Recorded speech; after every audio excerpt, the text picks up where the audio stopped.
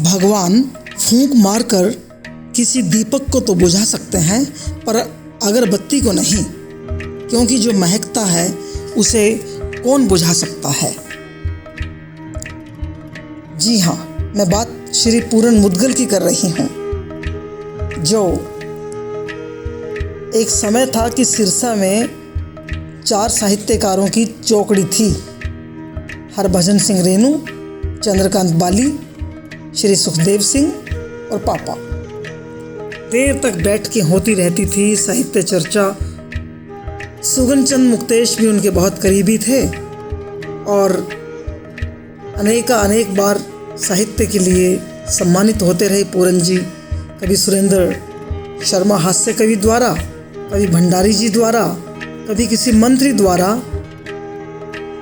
लेकिन हमेशा उनका साहित्य बोलता था और अपनी कलम का लोहा मनवाता था। ठाके लगाकर मिलने में पूरन जी का कोई सानी ही नहीं है।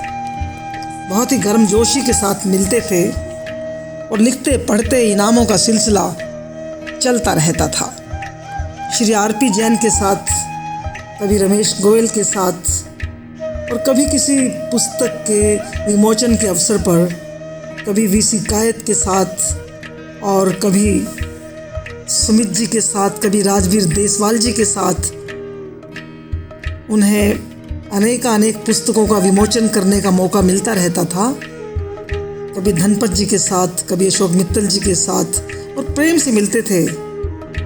टंकेश्वर जी के साथ भी उन्होंने एक पुस्तक का विमोचन किया, मेरे घर आई नदी, और पंकज संधीर ने उन्हें हंस सम्मान प्रदान किया था।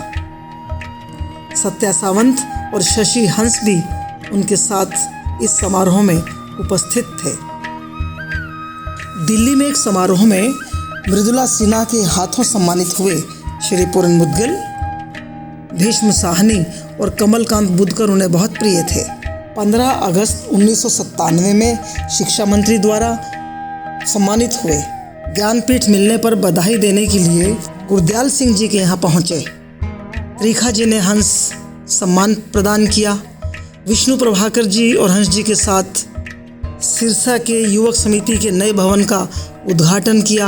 रामस्वरूप रिखी जी से सम्मानित हुए और अनेक बार सम्मानों का सिलसिला चलता ही रहा। 71 में तत्कालीन शिक्षा मंत्री से लीजेंडरी ड्रामेटिस्ट गुरशरण सिंह के साथ 1998 में मुलाकात की। सत्यपाल सहगल और मित्रों ने सम्मानित किया। जगन्नाथ पहाड़िया जी ने, ए.के. चावला, वी.सी. केयू ने सम्मानित किया। उनकी प्रमुख पुस्तकें हैं ठहरा हुआ सच, एक चिड़िया उसके भीतर, मेरे घर आई नदी, अश्व लौट आएगा, निरंतर इतिहास, शब्द के 8 कदम, क्रांतिकारी चिंतक भगत सिंह जीवनी तथा जेल नोटबुक, वे पन्ने। कुल सार इतना ही है कि पूरन मुदगल साहित्य जगत का एक सम्मानित हस्ताक्षर है। उन्हें शिक्षाविद और साहित्यकार के रूप में सुप्रशंसा के साथ स्वीकारा जाता है।